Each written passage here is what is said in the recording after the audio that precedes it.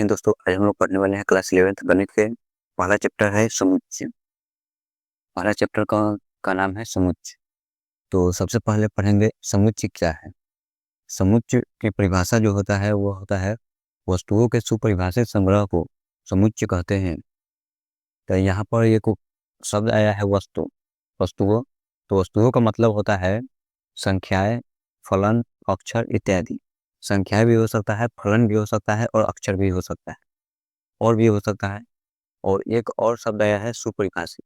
इसका जो मतलब है वह हो जाएगा सभी वस्तुएं किसी एक उभयनिष्ठ गुणधर्म का पालन करती हो। सभी वस्तुएं किसी एक उभयनिष्ठ गुणधर्म का पालन करती है तो उसे सुपरिभाषित कहते हैं। उदाहरण के लिए देखें, यहाँ पर ये समुच्चय में अंग्रेजी वर्णमाला के स्वरों का समुच्चय। तो अंग्रेजी वर्णमाला के स्वरों का समुच्चय क्या हो जाएगा? ए हो जाएगा, ई हो जाएगा, आई हो जाएगा, ओ हो जाएगा और यू हो जाएगा। यहाँ पर जो भी समुच्चय में लिखा जाता है तो उसे महिला ब्रैकेट से दर्शाया जाता है। तो अंग्रेजी वर्णमाला के स्वरों का समुच्चय क्या हो जाएगा? ए, ई, आई, ओ, यू। इसे कहते हैं समुच्चय। यह होता है समुच्चय। और यह होता है ब्रैकेट के अंदर जो होता है वो उसे क्या कहते हैं? यह होता है अवयव। यह होता है अवयव और एक होता है समुच्चय।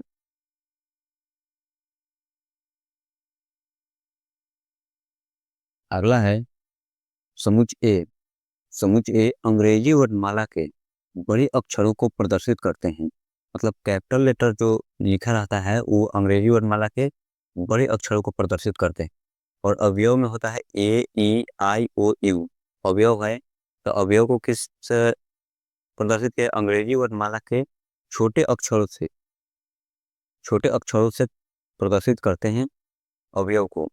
नोट एक लिखा गया है, ये है समुच्चय। इसमें अवयव का क्या है? A, I, O, U. A, E, I, O, U. तो जैसा कि लिखा गया है ए बिलोंग्स टू ए, इस चीज को क्या कहते हैं? Belongs to.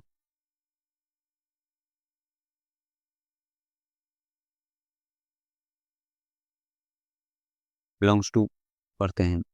तो ए बिलोंग्स टू, तो ए समुच्चय ए का अवयव है। ए समुच्चय कैपिटल ए का अवयव है। और B does not belongs to है तो इसका मतलब है बी समुच्चय ए का अवयव नहीं है। यहाँ पर बी नहीं है तो इसका मतलब यही होगा B does not belongs to A. इसका मतलब हो गया बी समुच्चय ए का अवयव नहीं है। अगला एक क्वेश्चन दिया गया है। अगला एक क्वेश्चन दिया गया है, बी समुच्चय है जिसमें अवयव कितना है? 1, 2, 3, 4, 5 में 1 से लेकर 5 तक अवयव दिया गया है।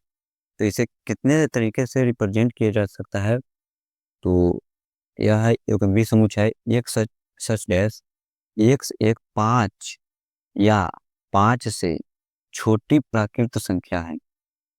छोटी प्राकृत संख्या है। क्या चीज है? 5 है या 5 से छोटा है, मतलब 5 के बराबर है या 5 से कम है। दूसरा तरीका यह हो जाएगा x dash x belongs to N, natural number है क्योंकि कितना से कितना तक है?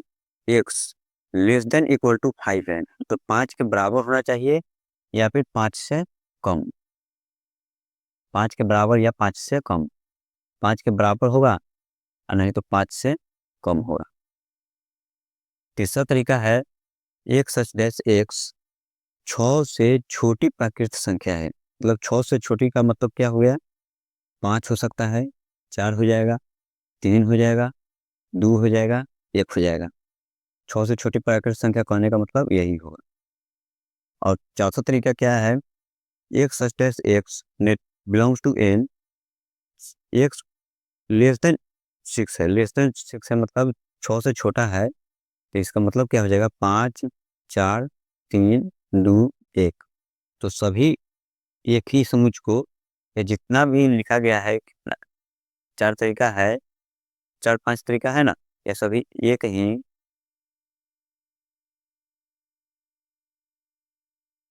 ही समुच्चय को, एक ही समुच्चय को प्रदर्शित करते हैं। ये सभी एक ही समुच्चय को प्रदर्शित करते हैं। कितना तरीका हो गया?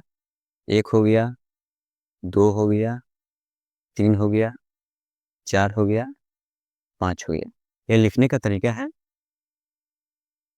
अगला है n नेचुरल नंबर, प्राकृत संख्याओं का समुच्चय। प्राकृत संख्याओं का समुच्चय में क्या हो जाएगा? n equal to 1, 2, 3, 4, 5 dash dash dash अनंत तक जा सकता है। दूसरा है z या i इमेजिनरी नंबर, मतलब पूर्णांकों का समुच्चय। पूर्णांकों का समुच्चय में क्या हो जाएगा?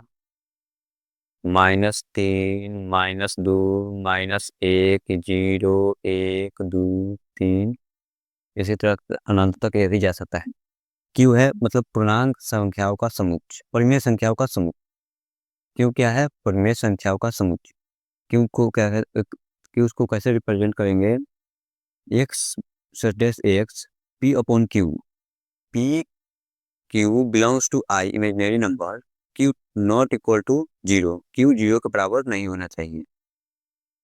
तीसरा है r से रिप्रेजेंट करते हैं रियल नंबर, वास्तविक संख्याओं का समुच्चय। उसके बाद है z प्लस धन पूर्णांकों का समुच्चय। उसके बाद है q प्लस धन परिमेय संख्याओं का समुच्चय। r प्लस है धन वास्तविक संख्याओं का समुच्चय।